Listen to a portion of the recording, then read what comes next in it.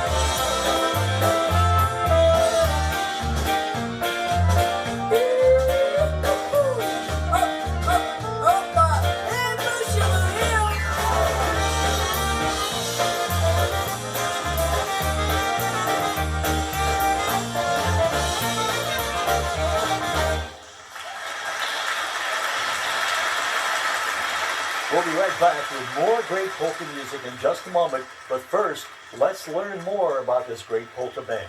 We are so delighted, ladies and gentlemen. I can't begin to tell you how delighted we are to have this wonderful band with us from the state of Michigan, the hottest polka band in the country. You ask any broadcaster, anyone involved, and they'll say, how in the world did you get the wonderful Box On band to come on WSKG? I'm not going to talk any more about it. I want to hear about the family, Rick and Alex, father and son. That's correct, All right? Bill. How did you start with this? Because I was telling everyone, you and your wife Alicia come from a polka family background, and when you married and had the children are now kind of into it. How did that come out?